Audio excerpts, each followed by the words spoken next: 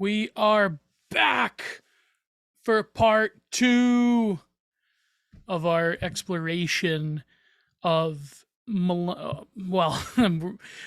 went through the Gen Z artists. Now we're going to the aging millennials that may or may not have suspicious funding. But as always, like, share, subscribe, donate if you must. This epic sleaze core style that I'm in. You just love that, right? Italian sleaze core. And anyways, it is late at night for me. I'm recording this because I just you do things in a spur of the moment, and you feel like a spirit has come over you, or rather a muse, implying there's a difference. You feel as if there's a compulsion there to sink yourself into the world of pretension in order to rise above pretension, whether that's an impossible task or not. Anyways, moving on, this is going to be the second part, and it's going to be now we're moving on to these promotional thought blurbs, let's be honest, by these MFA grads. For people who don't know, MFA, it's basically what do they call it? Master of Fine Arts. It's like people that go like into lit studies or like creative writing, but in this case, this is fine arts. So this is a fine arts MFA. This is the art school graduate class. And they interview like various people, and you'll see what I mean. In some ways, it's even more pretentious than displaying the actual artworks of those Zoomers. Let's go screen share. Oh boy. Oh God. Right off the bat. The 2020 MFA grads and what it means to be an artist. I have a few funny ideas of what it means to be an artist, but we will go into it. Another epic read along, and I do have some quotes by Vasily Kandinsky. Oh God, artsy, my God. Yeah, I mean, some of this stuff is good, but others are just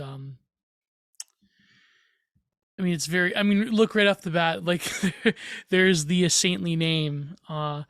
So you'll, as we explore further, you'll know what I mean. And so it's never easy for artists to finish school and pursue their careers onto the world. But now, in a particularly daunting moment, young and young and emerging artists today are honoring their practice in the midst of the Asian imported delicacy demic and a critical Backstreet Boys World Tour and a critical reckoning around racism.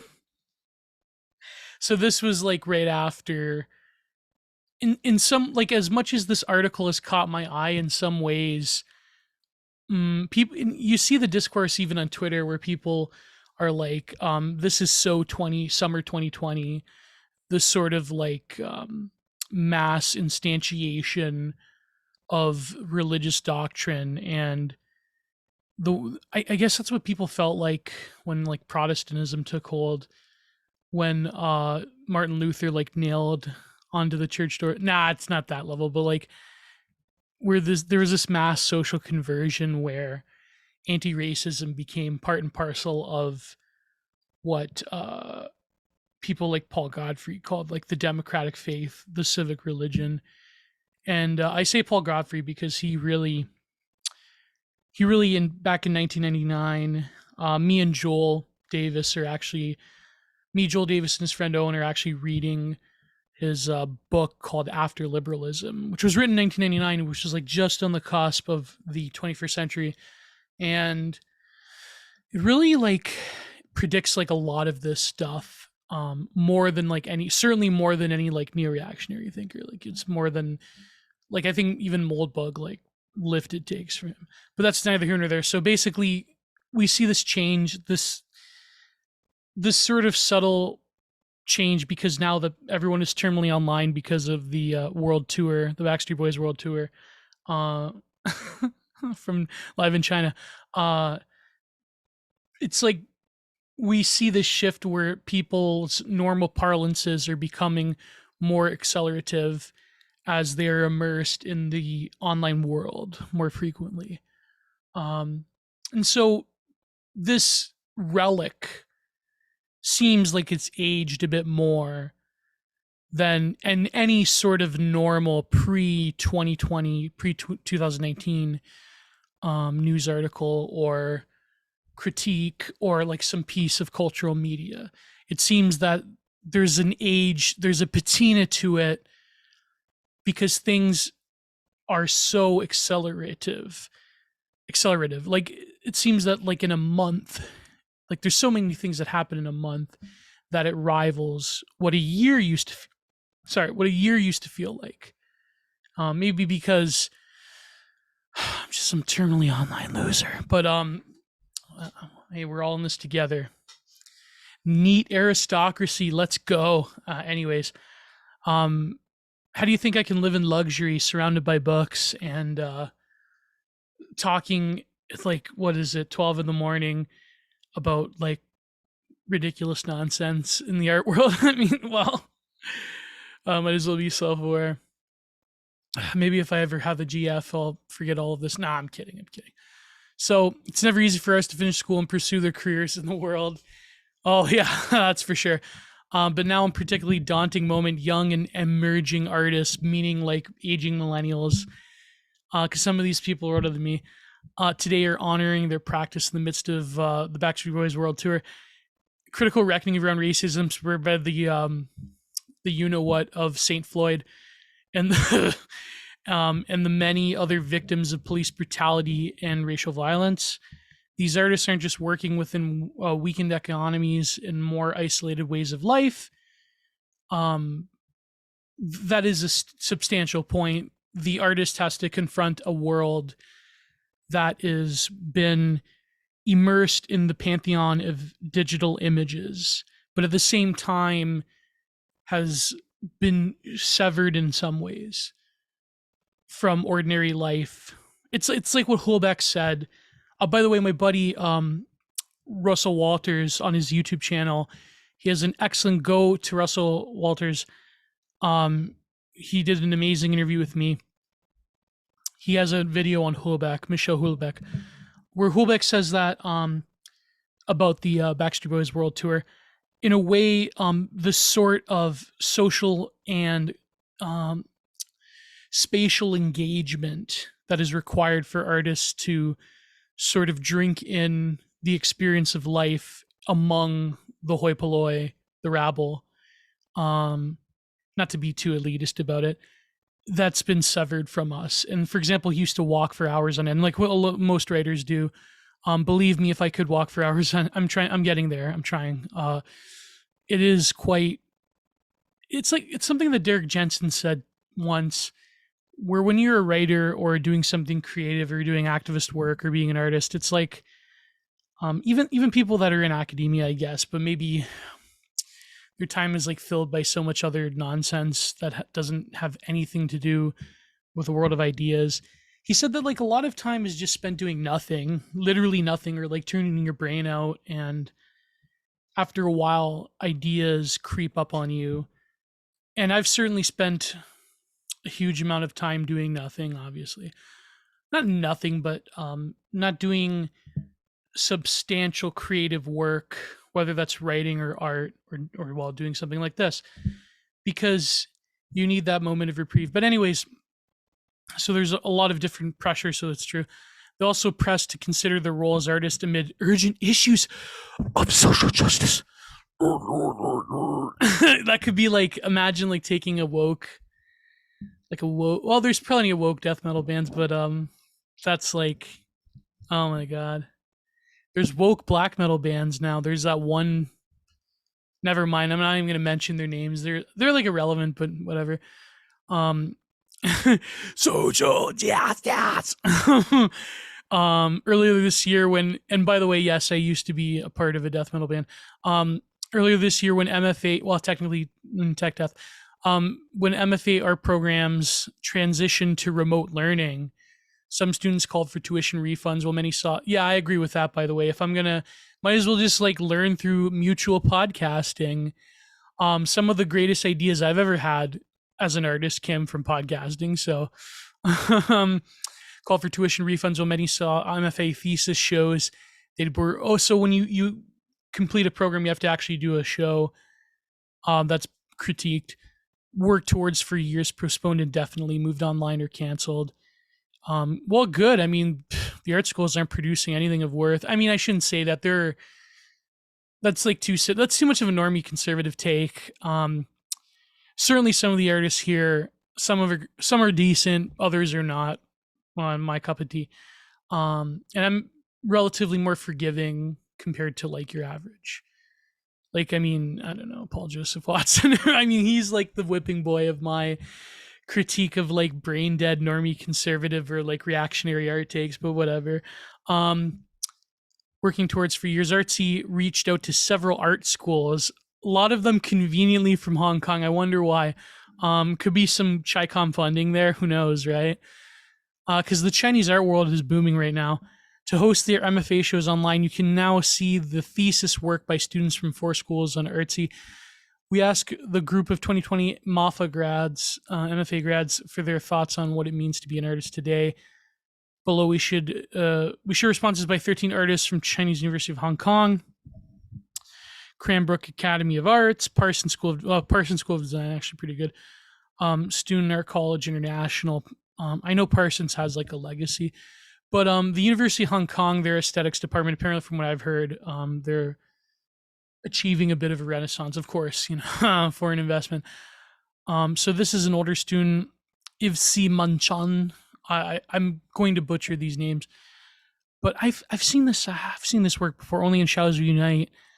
I've seen this work in particular. I'm generally not a fan of ready-made cutouts, wax adhesive coating on paper, but this one is pretty.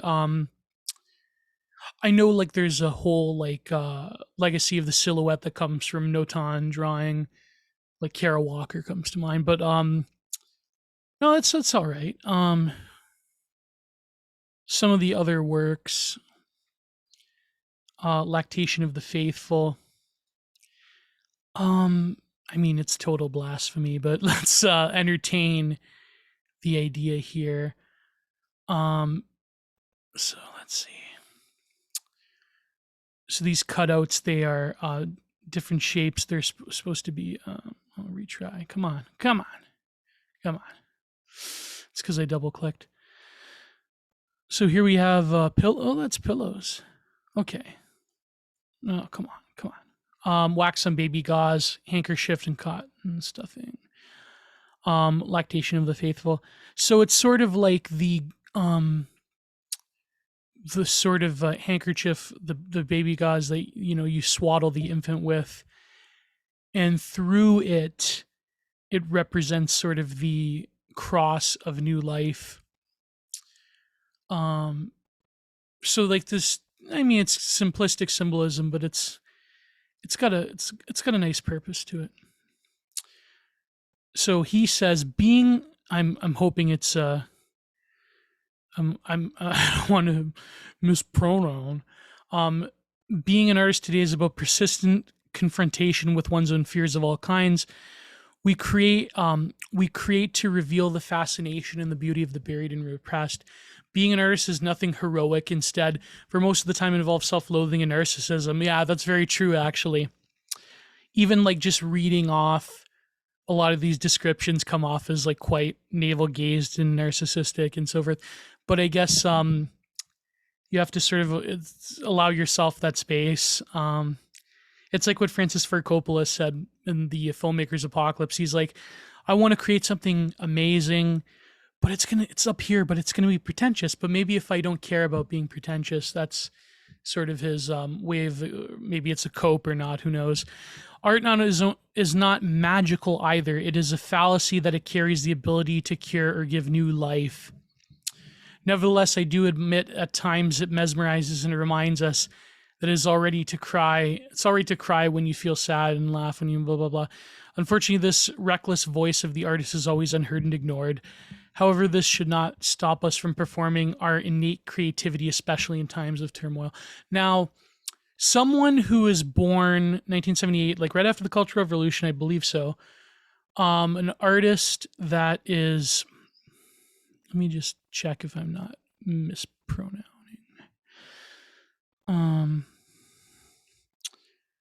Is that a guy? I think it is. Someone who is like the old, well, I think there's like some token like older white guy they got at the end. Think of it this way. There's a sort of honest, this is going to be like the level,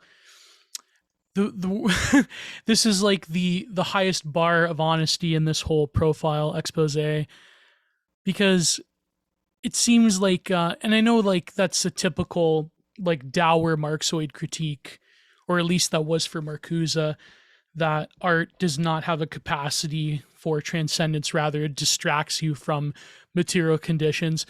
To an extent, yes.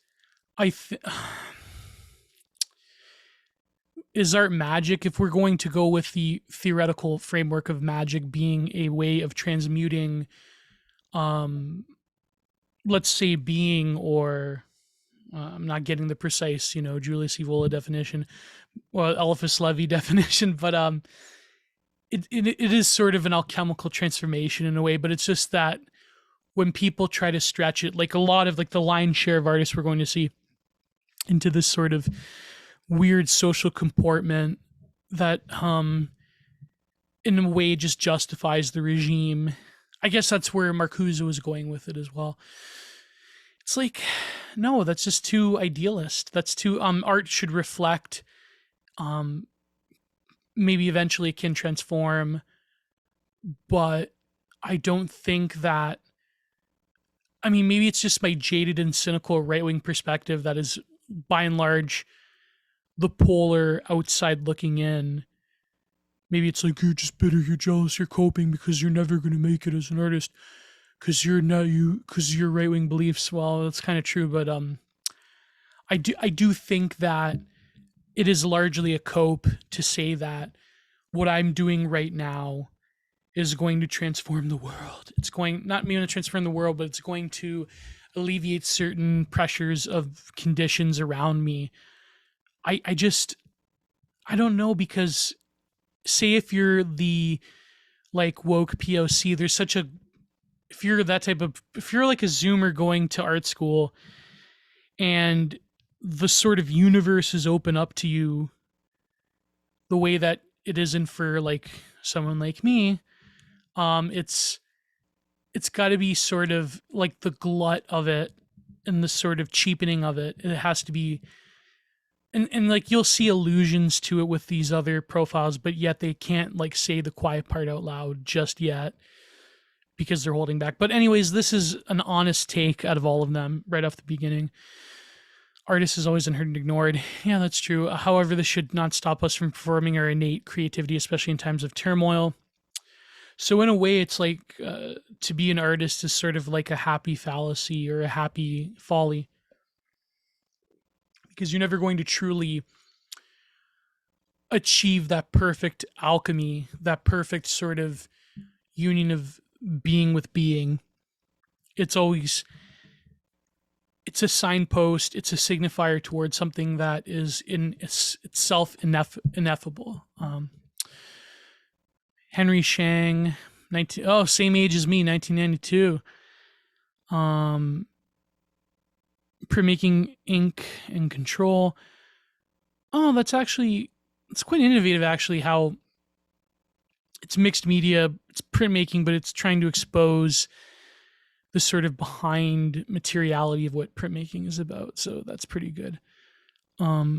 Things Change When Stars Shifted trilogy, the exceptions of absolute accuracy. That's pretty good. Mixed media. And you see like the cloud and the horizon, the sea. Quote, before I am an artist, I am a human being and a real human. Actually, I'm not used to defining myself as an artist. Yeah, me too. It's kind of like a hard, I don't know. It's kind of like a weird term of pretension. I mean, it's something you do, but I feel like you have to earn that title through blood and turmoil, the way you earn the title of being a monk or an ascetic. There's no doubt that I'm an artist in the contemporary art scene. However, when I leave the exhibition space, I am still a normal person.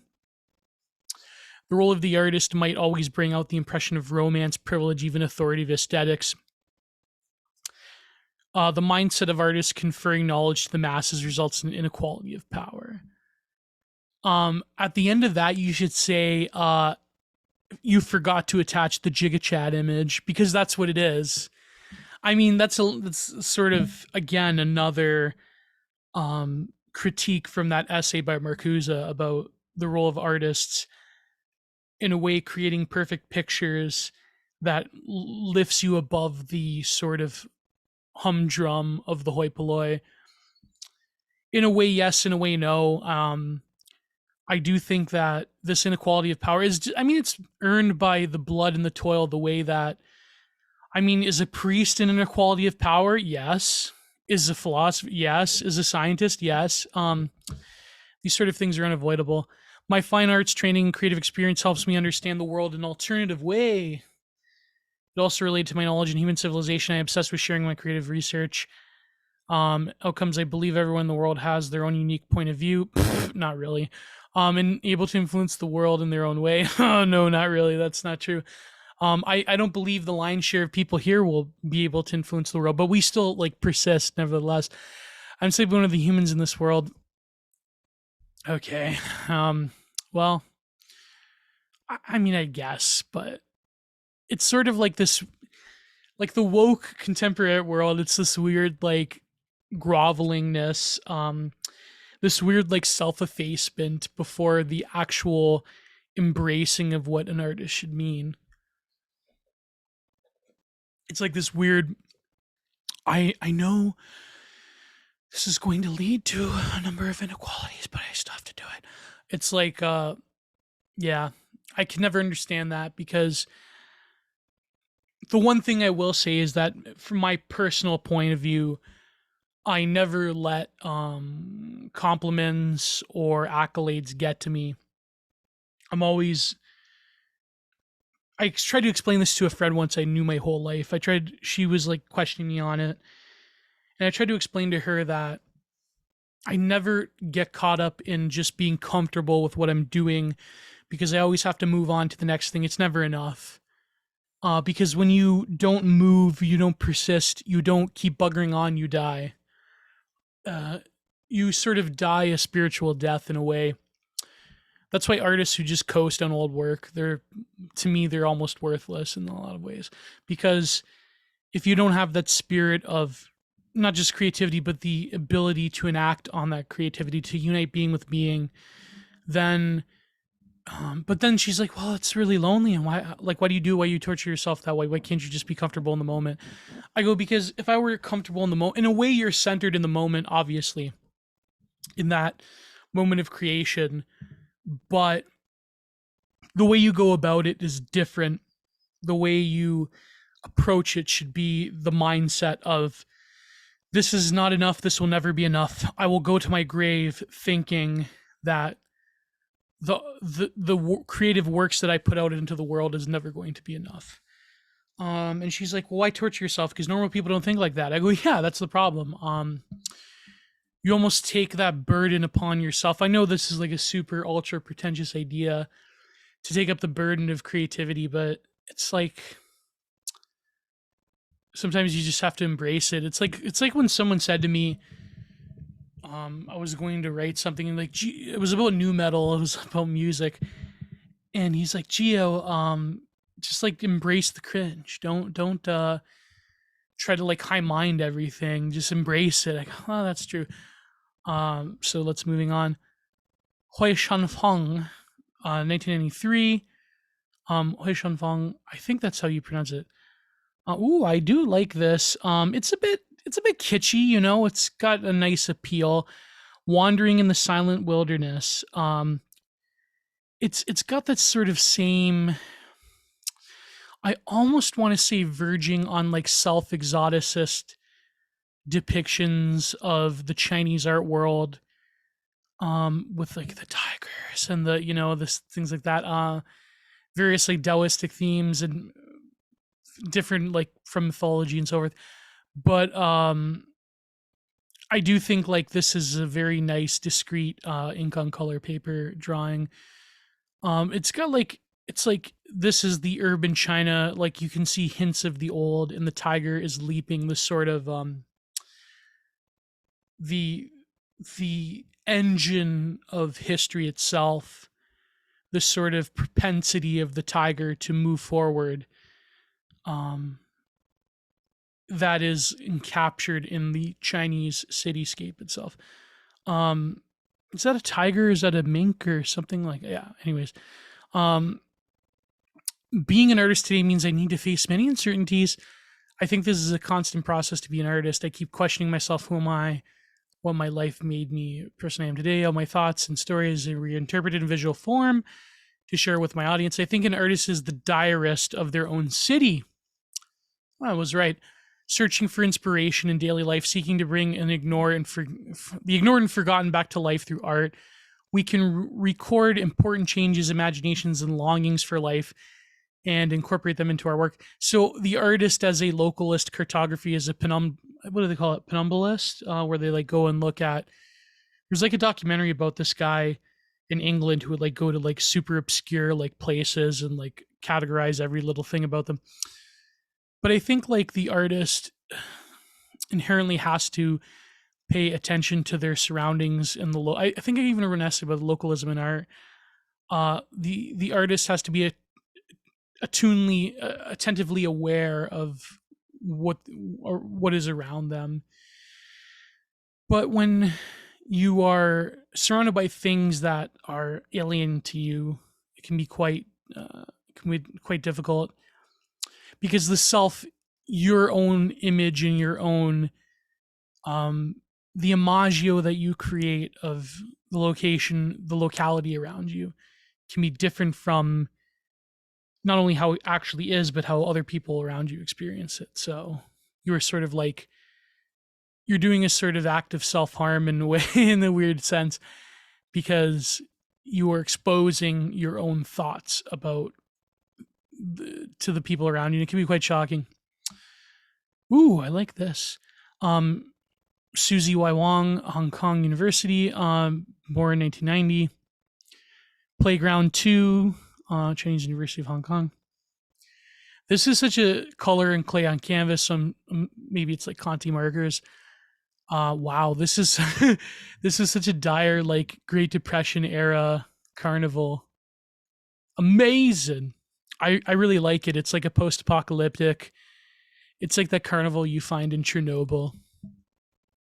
I think like a place of joy, the liminal space of joy that a carnival is, crumbling and decaying, is quite something else. It's always going to be a popular motif. It's even in video games. It was even that one Call of Duty. It reminds me of that Call of Duty carnival, the DLC, where, anyways.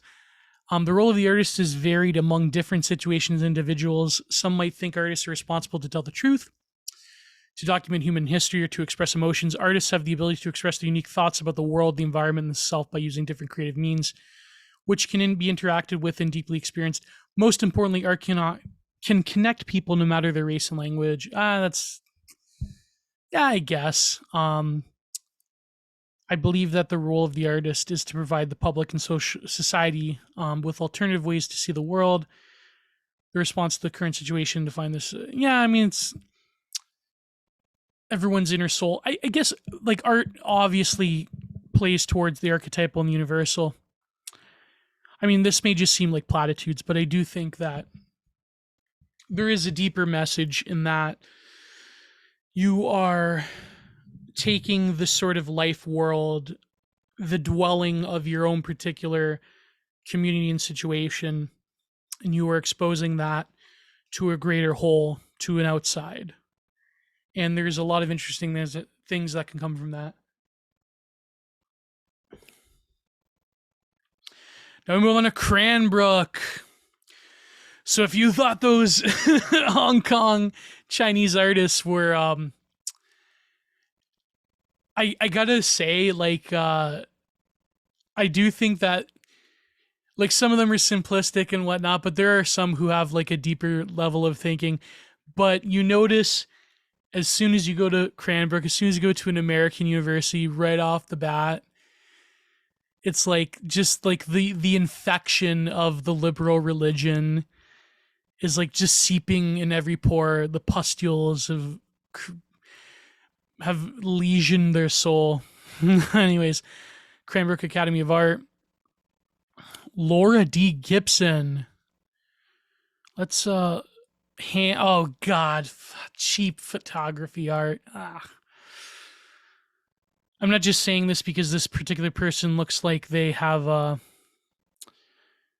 certain identity. Anyway, moving on. Simon. Art is awareness, complexity, enlightenment. Oh, bro. Art is awareness, complete. Yeah, I mean, I guess, but enlightenment, I would question that. That seems problematic to me because enlightenment, it implies a sort of moving forward, whereas often is the case that art has, I mean, what is dragging someone's back, like dragging things back is another man's utopia. Dragging things back is another man's trad. But art is enlightenment. I mean, art exposes things, but sometimes those things aren't necessarily a epiphany. It's an apocalypse of sorts. It's revealing, but it's not necessarily. When you use that term enlightenment, it's loaded with so many different connotations since the age of enlightenment itself. This is, again, this flowery idea that art can transform everything, which I have problems with. As an artist, I believe it's my job to arrange these things to tell a story. I believe it's responsibility to dissect the things we want to understand and uncover, with many have tried to ignore. Again, typical, like, we as artists are uncovering what people don't know, and I do this myself. I know, I'm guilty of it. But you have to keep yourself like on a level of awareness of like, maybe what you're exposing, like people have not only been exposed to before, but you are hammering away at a certain social consensus through the work of art. But anyways, that's besides the point. The role of the artist today has shifted in the last 3 months. So again, this is like early Backstreet Boys World Tour. I have personally become more reflective, and with the trauma no longer being able to interact with people the way that we were pre-Backstreet Boys World Tour, it's about recognizing and adapting. Artists have made efforts in staying connected with the community of the world to give the voice to the marginalized. And here you go. I guess you have to put the ad in, the fill in, like, let's get it over with, And now with the recent yeetings of George Floyd, Ahmed Arby, isn't that guy... wasn't he like the robber or something? Like there was some weird case. Breonna Taylor, Rashard Brooks. Didn't the Breonna one off herself in police? No, I'm thinking of like the older woman that offed herself in police. That Anne Heroed, and then somehow they blame the police. It's about staying in the fight. Not that I'm pro police, but I agree with Thomas 77. It's like they're not your friends. Like come on. The pigs, I mean, it's definitely dangerous. It's a very complex issue, but anyways, we have been affected by a let's call it a pestilence. We cannot see this current moment, but have ignored the underlying conditions of this country far too long. The artist has the opportunity to help bring to light, as a black woman artist.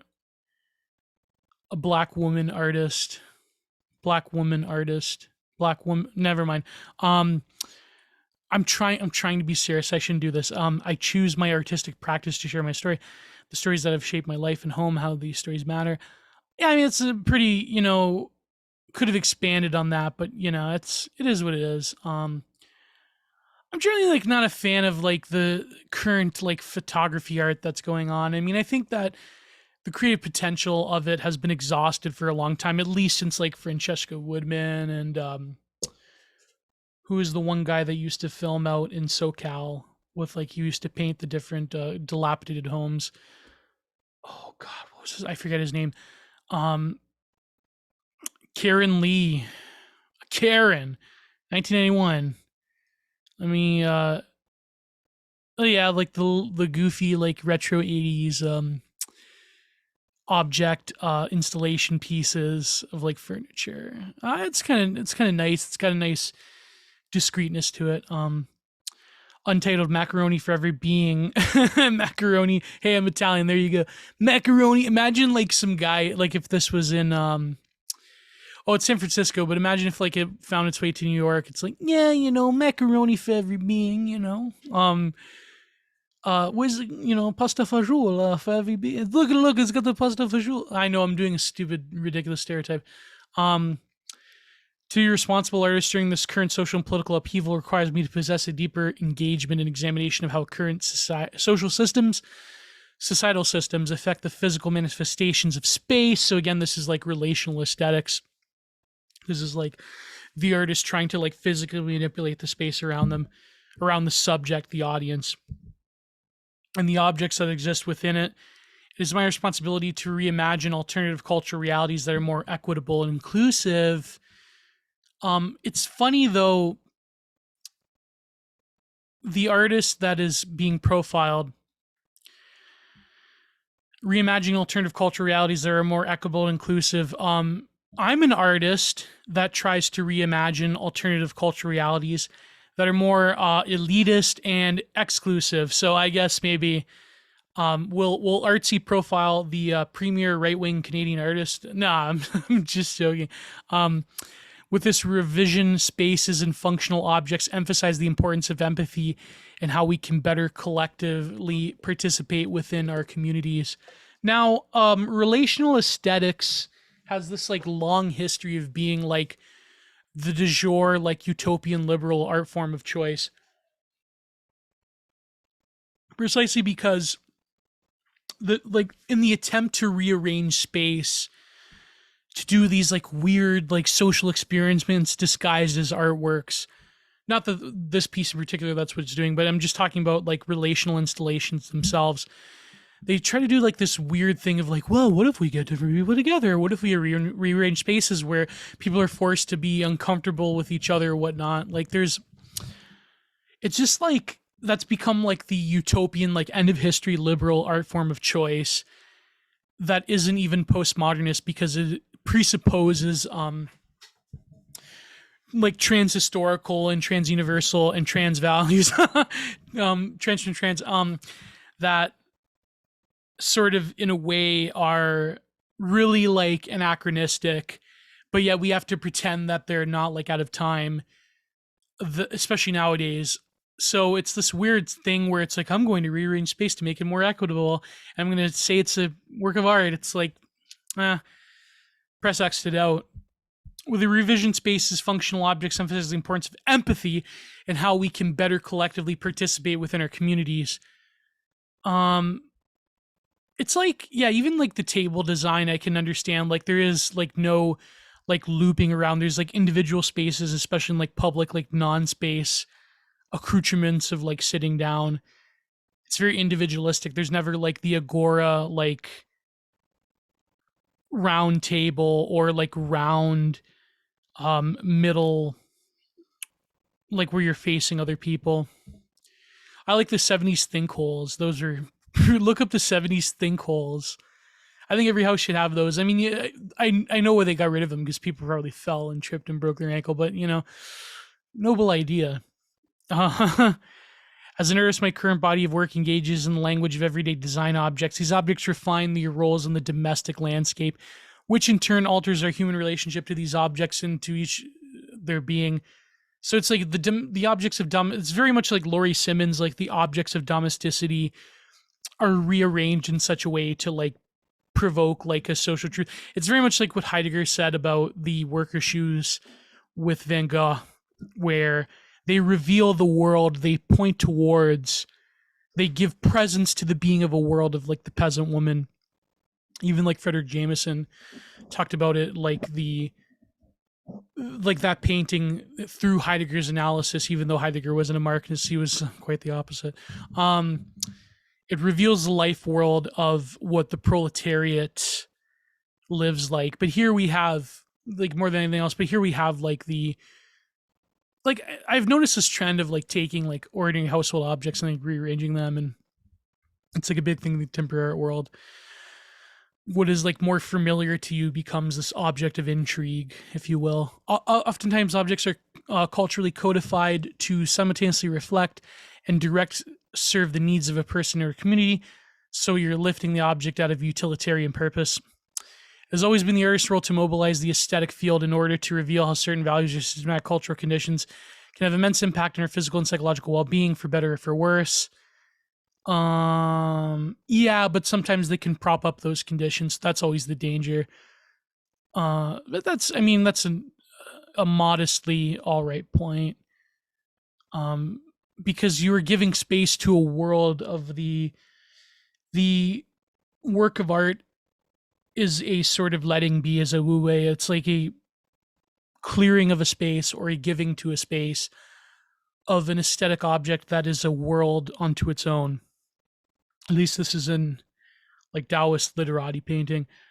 But at the same time, that world is an imperfect reflection, and you have to be conscious of the fact that that reflection can sometimes become a very like murky and dusted over mirror, and it's not so much exposing certain, it's exposing certain like over exaggerated or specter like nominal cultural conditions while propping up others, which is a lot of what these artists are doing, by the way. But that's neither here nor there.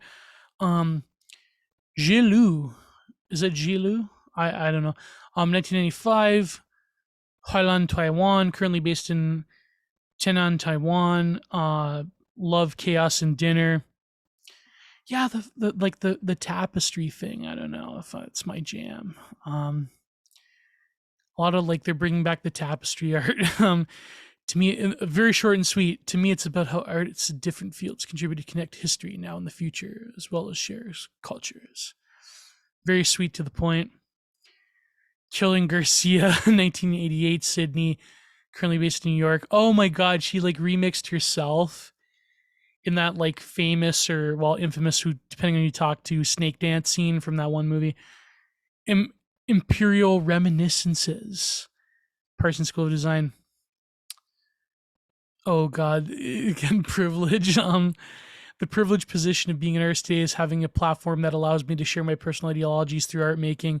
Yeah, that's true. It's unless you get banned, of course, but that'll never happen to you. I mean, it is a means to give visibility to cultural and political expressions that are specific to me, but that may hopefully also resonate with others. I think that the role of the artist today is to ask questions, to challenge, to complicate, to provoke, rather than to simply provide possible solutions and answers. Our role is to be experienced with materials critical in image making, to lay foundations for concepts that are yet to be imagined. My hope as an artist is to make work that is transformative in some ways for the communities and people which way I identify, to contribute post-colonial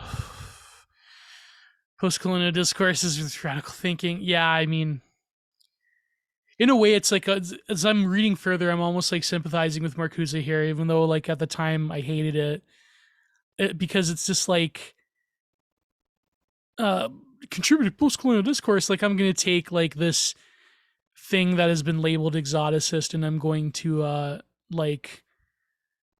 reimagine it as force of 22 caliber bullet. I wonder if that's reading of the Xenofeminist Manifest. Oh, bro. Oh my God. Wow. That's amazing. Blowguns, monitors, MacBooks, balloon speakers. Oh man, this is, oh God. Xenofeminism. OBS, live green screen program, plinth foam core. Let's like take a look at this. There's a cactus. Is that a surgery? This is posthumanism, ladies and gentlemen. This is the future that you're going to live in. It's going to be delightful. There's going to be trans Zer women that are going to they're going to live in pods, and it wasn't xenofeminism, but xenofeminism, they took heavily from Donna Haraway, the Cyborg Manifesto. What was it? If nature is unjust, we must change nature. Like, I can't, like, me personally, I can't think of like a more alienating ideology, but whatever, that's just my own thing. I do I'm glad that she recognizes her privilege, though, in terms of art making. Java Jones, Selma, Alabama, currently based in New York. These are all right. Is that a shirt? BB Boy Hall of Fame, scripted series. It's like a wife beater. That's real cute. I mean, I get it. Like Eubonics, UV print on Kanaklan bridal, braiding hair, bobby pins, styling gel. Oh, so this is like the real like Afro-American experience by like using the materials themselves to denote like the common experiences of African Americans. Oh, they have to put a trigger warning here. That's anti-blackness. Oh, that's hilarious. I love how. Oh my god. I guess like there's a certain cred, there's a certain authenticity coming from Alabama. The role of an artist hasn't changed because the systems haven't changed. Good luck with that. Simple. Indeed, there has been historical pivots, but at this point, you got to understand reformism is not liberation. Yeah, I agree. That's very true. I mean, it's almost like he wants to admit that they're being played as like pawns by like rich investors that want to like have woke cred, but whatever. At most, it stretches elasticized margins, so at least redistribution to all black folks should be met with speedy attention and accountability, and black folks should never have to work for anyone ever again. Man, that's wow. That's something else. I'm not going to say anything for fear of YouTube ban.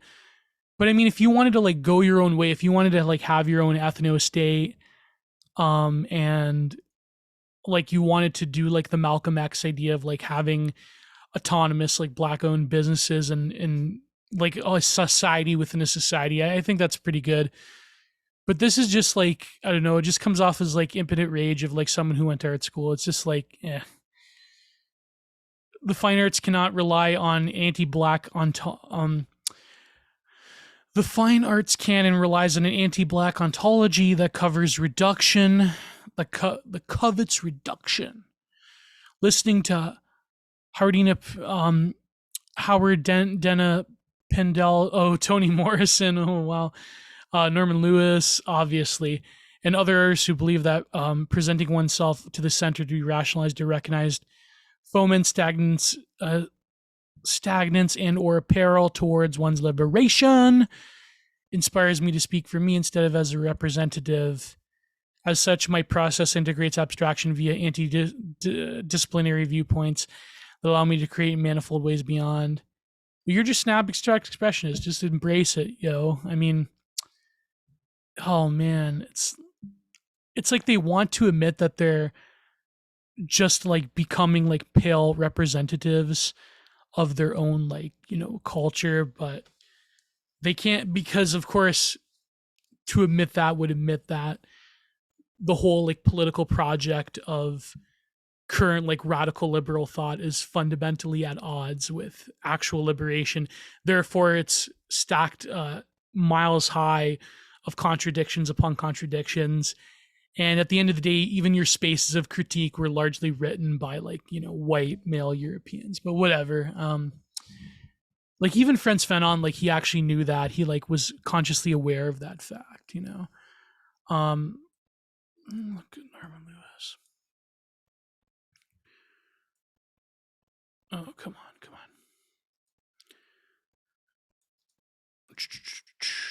I've heard of Norman Lewis before. I know I'm getting sidetracked here. Yeah, yeah, oh yeah, yeah, yeah. This was, yeah, during the Harlem Renaissance. That's right. Norman Lewis. Uh I actually I do have quite an affinity for Norman Lewis. I do think that the conglomeration of bodies or representatives of such in like this weird mosaic. At the same time, you have painters like Mark Tobey that are doing like white writing, and so as certain painters of America look to the east, Norman Lewis looked within like this sort of Harlem roots, but also like semi embrace of like a more originistic, like primal African affect that was cut off from them. But there's an awareness of the fact that these African bodies are in some ways lost to the American, the African American. But so this is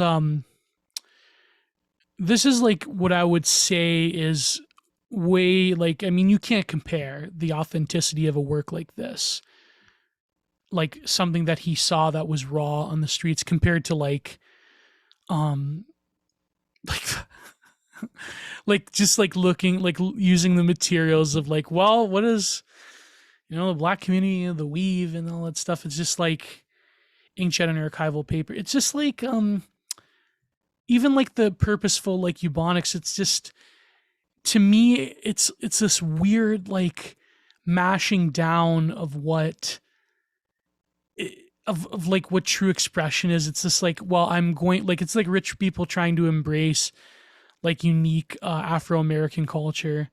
This is actually a good composition, Night Night.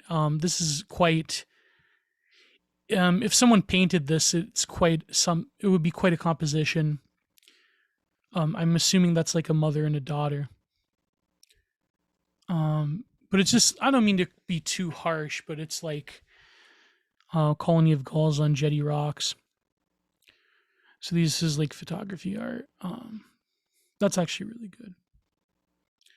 But it's just like I don't know. I've become sort of like, I've heard this so much that it's like, oh god. Like, I don't want the stereotypes of the art world to be true, but you know. Well, in studio, I often refer to the question of Fatima Jamal posed in an extra interview. Representation and visibility is given to us by larger power structures, but what do we give ourselves? Well, I guess you have recognition and a write up in artsy, but it's like, yeah, that's the truth of it. That is 100%. You were given this representation because now this sort of cultural currency of the expressions of quote unquote subaltern marginalized groups, which are gaining more like prominence among the bourgeois, is like, you know, it is what it is. Well, I can't reveal what I'm building for myself, but who knows for me? But no, it's for me, and that's enough. I tell you my plan for living. What will I have left? I refuse to continue trading my secrets to survival and life under anti-black. Oh God, life under anti-blackness for empty gestures, ensconced in reduction in feigned care. I won't be killed with sympathy. Wow, that's, I won't be yeeted with sympathy. I mean, yeah, but at the end of the day, that's what you're kind of doing. I mean, that's the problem. That's always the gamble of trying to like create art for yourself, but really you're what sells and what ultimately is ensconced in various like cultural connotations of the current art world is that you are a representative of like the posturing of like woke like, you know, black progressivism. Like that's, you know, I mean, that's, it's this really strange space. It's like, in a way, the dominant secular inverted counter initiatory religious ideology of liberal modernity. It's like doing an immense disservice to these people, because not only are they selling them an exaggeration of what's going on, I mean, that's besides the point. whether we can debate whether it's like we truly live in like an anti um POC society or not, but the deeper point, apart from just like the typical back and forth normie lib, normie conservative take after take, is that you are robbing them of capacity for expressions of authenticity by ultimately taking up this work in this discursive frame of you are an activist artist for your own tribe. So it's like, you know, oh god, oh man, this is like Barbara Kruger, like a sign art, like a slogan art. It's like, you know, Josephine Lee, 1987, Seal, currently based in New York and Vancouver. What are we even doing here? I hope you are happy. Let us use our inside voices. Something not have the for the it's got something to it, I guess. Signs for reasonable protest. Oh, I get it. So it's like I want to express my rage and I can't protest. I have to be reasonable. I mean, I know we're burning down whole cities, but like, oh well, I have to.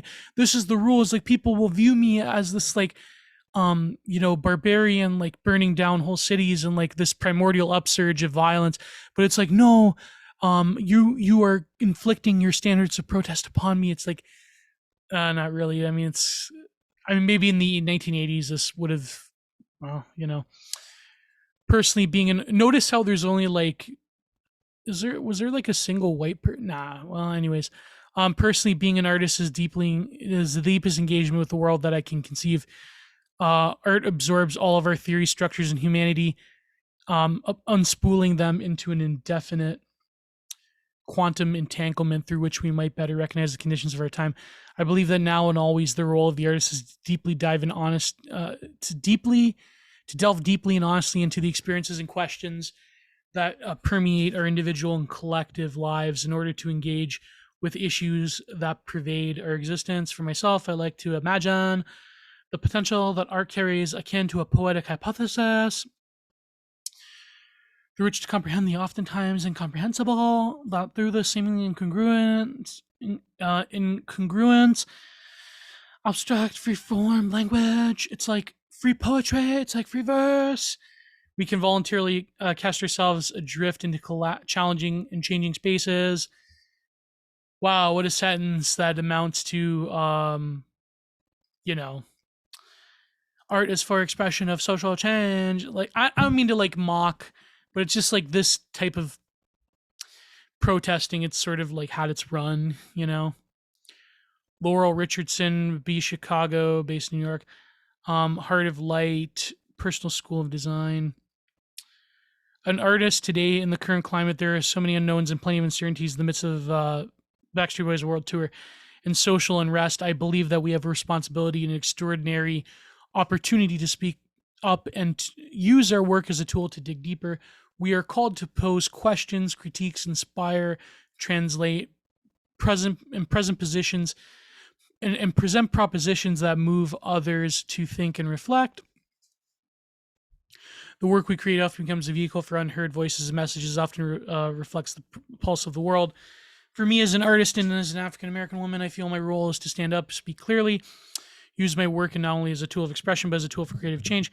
I am interested in telling the stories of the underrepresented, the engaging lives, histories, and lived experiences of those throughout the African diaspora and their connections with one another through all societies and cultures. Yeah, I agree with that. I applaud her. She's I think it's a noble endeavor.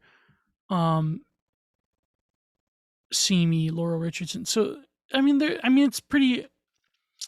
Even like in Harlem Renaissance, like the Black child is always a mainstay in terms of subject matter. It's like the future of uncertainty, but also of hope. Growing up in conditions of poverty, that's always like a common theme. But no, I think she's, I think like it's very well worded. Yeah, it's a noble endeavor. I agree. Let me look at some of her other works if I can. Oh, let me look here. dye in acrylic on canvas. Richardson. Follow mother. Can I show this on YouTube? Yeah, I probably can. Wow. Oil acrylic dye Clorox on canvas. Oh, I see. So it's like brass and copper. So it's like mixed media, but I'm assuming like the stain is you can get certain effects if you like bleach out the acrylic. It's quite an interesting use of medium. I really like this actually. This is a very nice abstract expressionist work of obviously an African woman who has the head shawl, who is has like the basket, you know, the typical like sub-Saharan African woman. Um but it's got a nice flair. It has a nice loose brushwork, and there are little snippets of canvas that like imply that there is a tree there, you know, a gum tree. Not a gum tree, but like those, you know, the basket is done beautifully. You almost can't tell that it's you have to like zoom in, but then the sort of the canvas like bleeds into these different spotted. It's a very nice creative way of taking the typical like, you know, kitschy, like what's very popular, like art pours, you know, like acrylic pours on YouTube, for instance, and like making them, incorporating them through their colorful patterns into a work of symbolic importance. And of course, like the strand, like the broken, it's almost like they're gates, but they're withered away. They're like the weave together curtains that is separating the diaspora from the African mother. I really like that. That's pretty good. It's got a lot of symbolic heft. Moving on, moving on. We only have a few more to go. Yeah, we only have two more. The token white guy. The token white guy. Oh, we'll see him. Jesse Saldana, Chicago, currently based in 1991. Can we keep in touch? I think, what film is that? Hold on. Being an artist is a marker of my discursive body. The body that I've written on, the body that I've inscribed and ensconced concepts upon, which is to say that is a sign I've been written by. It also assumes I exist. I'm an artist, therefore I am. If signs both adopted and put upon us have corporeal impact, being an artist is an internal as it is external. The significance provides the music of my lived experience. The art is a part I sing.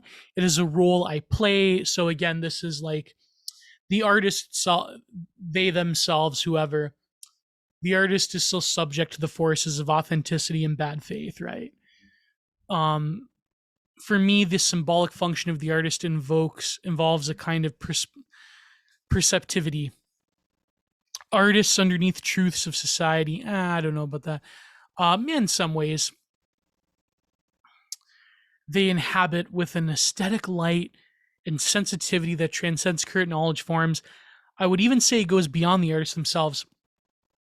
I like how she at least admits to a spiritual impulse in the artist that is in a way a mere vassal for what is underneath.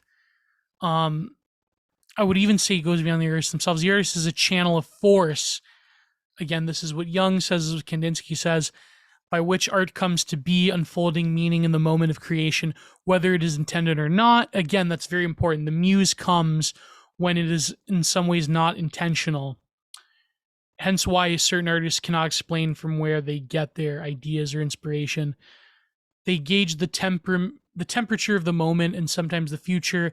It's sort of like musicians that say that when they've played venues for so long, they can almost feel from a mile away like the vibe of that venue, whether it's going to be a good show or not. I remember I was watching the Woodstock 99 documentary that came out with HBO, and Moby, who is like, you know, he's got like insane takes, but he said like I could feel that the morning when we arrived that this place it's not going to go so good. And by the way, they really destroyed the legacy of Woodstock '99. They really like ruined with all of like their woke signaling. They just totally destroyed. Like 20 minutes and I had to shut it off. I'm like, oh, this is terrible. Like for example, the DMX thing where they're singing the "You Know That Word," where they're like it's almost like what M. Crumps says is like racial renaissance. Like all of the white boys in the crowd, all like the white suburban like proles, they like just were dying to sing along with DMX that signal of that particular song. I forget what song it is. It was very popular at the time. I remember like the first time I listened to it was actually around like 1999. I think I heard it on the radio or something. Or it might have been Much Music or whatever. And they were like, well, DMX licensed them to say that word. It's like, you don't understand. You're looking at this from the angle, and like these artists, they're looking at it from the angle of like ridiculous 2021, like, late, like 2010s woke moralism. Like you're looking at it through the lens of like current, like progressive, like transnational progressive liberal ideology. You're not looking at it from the lens of what it meant in the early 2000s. You know that meme that like Dave Chappelle got rid of racism, but then Obama brought it back to get elected? It's like, yeah, that's probably the closest to the truth. I know we meme it, but instead of looking at it like these evil racist white people are now being the sort of their use of the gamer word is being like co-signed by DMX, it's like, no, you shouldn't. Instead of like seeing it as a moment of, and they're talking about, what about the people of color in the crowd? What about black women in the crowd? It's like, I'm sure they like didn't think of anything of it at the time. They're like, what if they thought their friends that they went with, that they could potentially say the word? It's like, first of all, you're caught in an emotional experience of a music festival that is one of the most important music festivals ever. Like you're caught in this moment, and it's like this weird, like, oh my god, they didn't think of it at the time.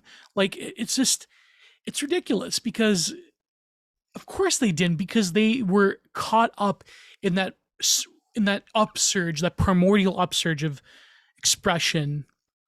Imagine like 300,000 people with a gospel like call and response. Do you think like DMX at the time thought like, oh man, I'm all these people are being raised? Do you think, what is he gonna do? He's gonna like pull a Kendrick Lamar and be like, this white person better stop right now if you want to sing the lyrics that's got that word in? Like, it's just so like ridiculous. No, that was I know it's a controversial take nowadays, but like that was seen as an act of like racial harmony in some ways, because a rapper, a gangster rapper, a black man that had so much cultural significance to command a majority white audience, to have like them hang off his every single syllable throughout that whole live set.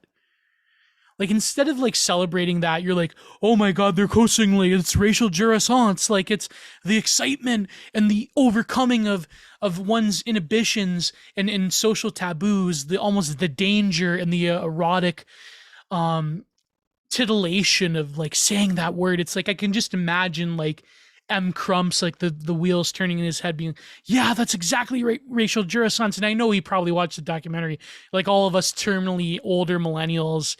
We're like, oh man, Woodstock '99, like, even though we were too young, not to like cast shade on M. Crumbs, but that was a particularly odious take.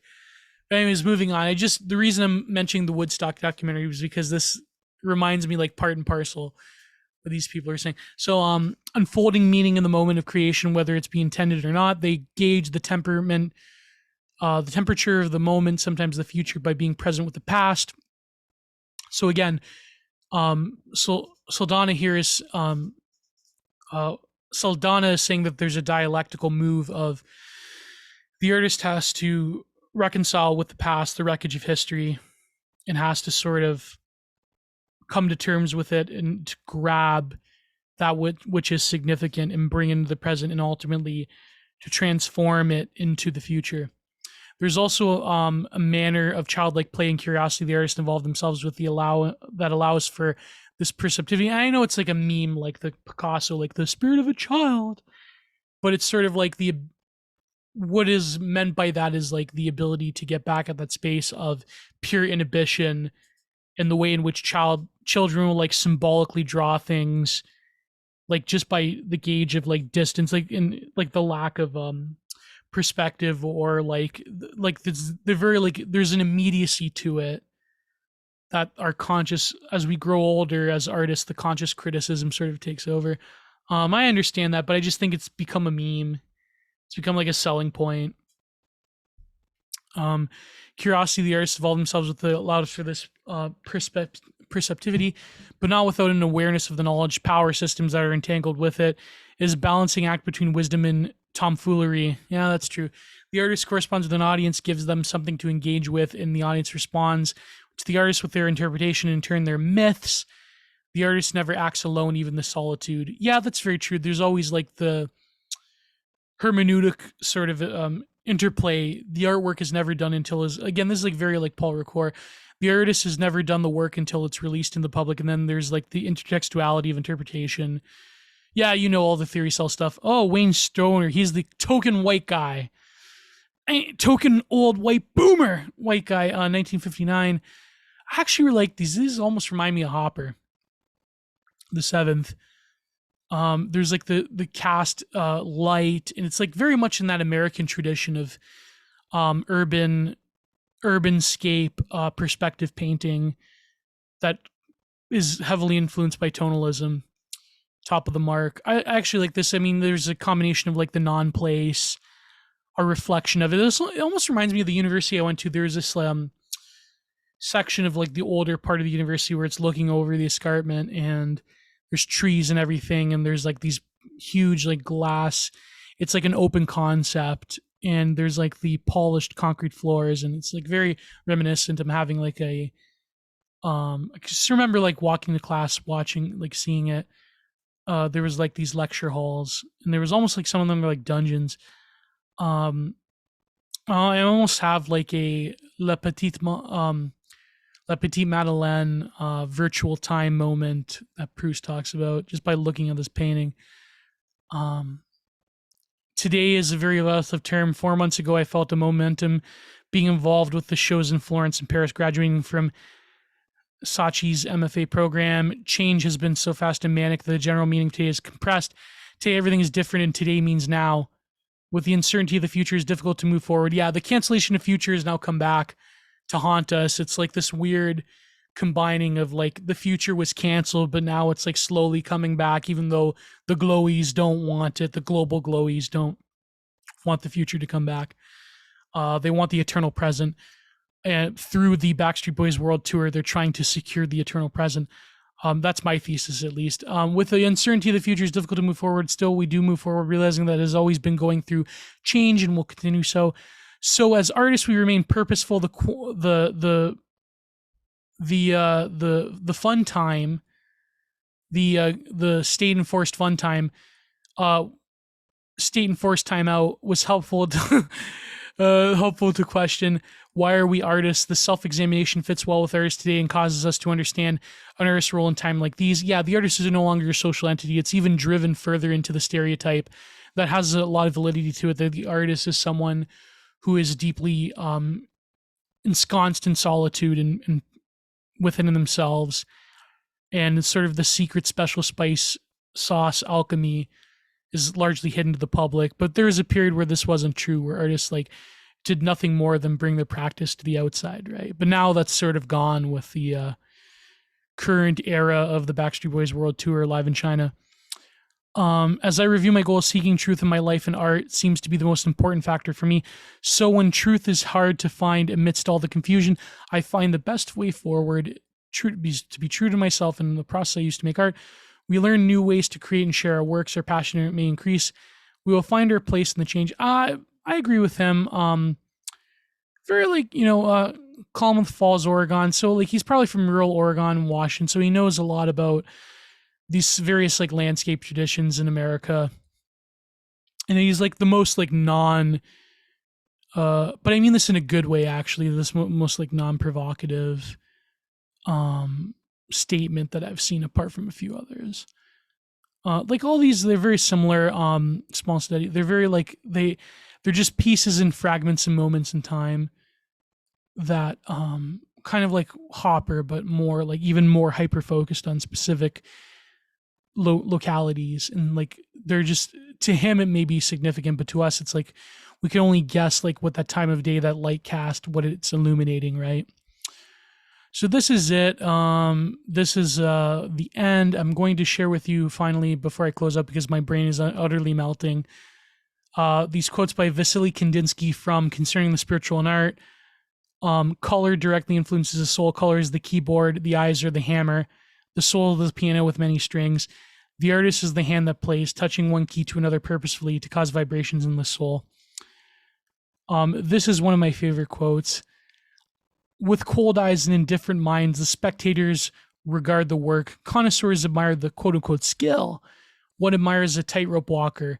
Enjoying the quality of painting is one enjoys the pastry. Yeah, they don't, in other words, the hoi polloi, the soy polloi, they look at things like photorealism and they're like, oh my God, there's so much skill. Oh my God. But hungry artists, hungry souls go hungry anyways. The vulgar herd strolls through the rooms and pronounces the pictures nice and splendid. Those who can speak have said nothing. Those who could have heard nothing. Meaning that the true people who appreciate actual art, they're the ones that are not going to speak in a crowd of fools.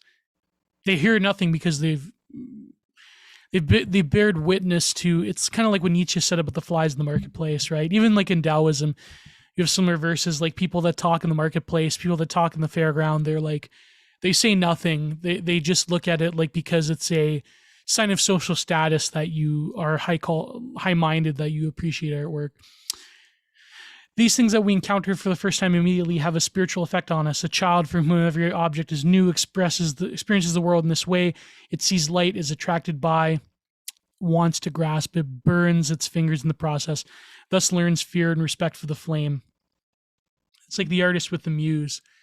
You have to have a level of respect for what you're doing. You have to have a certain seriousness that can give way to free play, but at the same time, you're dealing with forces that are beyond yourself. A painter who finds no satisfaction in mere representation, however artistic, and longing to express his inner life, cannot be but envy the ease with which music, the most non-material of art today, achieves this end. He naturally seeks to apply the methods of music to his own art. And from this result, the modern desire for rhythm in painting, for mathematical abstract construction, for repeated notes of color, for setting color emotion. So this is how I explain Kandinsky to people. It's very similar to what music was trying to do with composition at the time.